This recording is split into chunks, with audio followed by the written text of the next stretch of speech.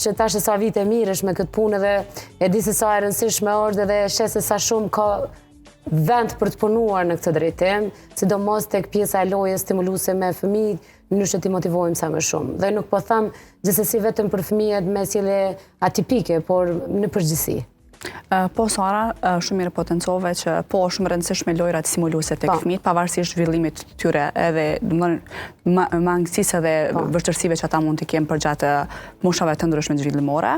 Lojrat stimuluese janë ato lojra të cilat e ndihmojnë fëmijën në aspektin e mendimit kritik, në kreativitet, në motorik, në aftësitë kognitive dhe sociale. Secila fushë ka thelbin e vet dhe rëndësinë e vet, kështu që gjithmonë do të pas kujdes edhe afërsim me ta se çfarë po involvojmë, çfarë po punojmë dhe çfarë po pozicionojmë prej asaj loje.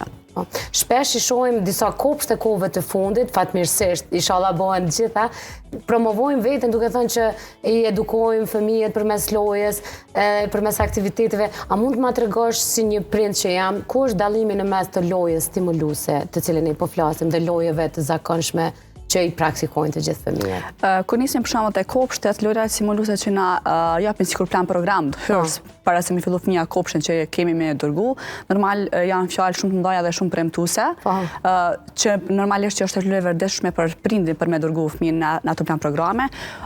Masa kom pa dhe shohim, mundohen të jenë, mirë po shpesher po zë ndoshta vend do një hapësirë tjetër, do një fushë tjetër që po jipet më shumë havë.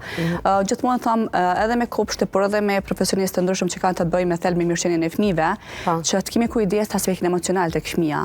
Afërsinë me ta, lojen me ta, kuptimsinë e tyre për ndjenjat që ata i kanë.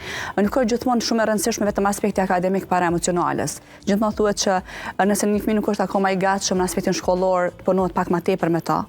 Jo mandemi pas 2 ndeshje, edhe emocionale të thyer, po edhe anët e akademikën edhe një platforme përbuzje prej të tjerëve që ti nuk po mundesh mja dalë. Kështu që kjo pjesa po është shumë e rëndë kur po neglizhohen disa çështje. Lojrat stimuluese janë ato lojra të cilat në bazë moshave të ndryshme ka edhe lojra për ta. Por gjithmonë duke pas parasysh që mosha akademike që konsiderohet tek fëmijët është mbi 3 vjeç, që janë domethënë detyra motorika që hinë më shumë në havë të madh, edhe pse kemi shumë të qartë që qysh bebe motorika është një ndër fushat më të rëndësishme të zhvillimit të fëmijëve, ku ata luajnë me durët e veta dhe gjithçka eksplorohet përmes duarve. Anën tjetër, kur jemi mbi moshën 3 vjeç, për shembull, kemi lojën puzzle, që jepet një havë shumë i madh, shumë i rëndësishëm, përveç vendosjes që shumicën e rasteve na shumë po i vendos shumë mirë dhe kaq. Realisht për një puzzle qoftë për ta marrë me shembull puzzle me fruta që janë 9-10 prej tyre. Domethënë ai na më mësu vendet e tyre, format e tyre, ngjyrat e tyre, edhe shijet, se për shembull secili fëmijë i përdor pothuajse të gjitha çata fruta.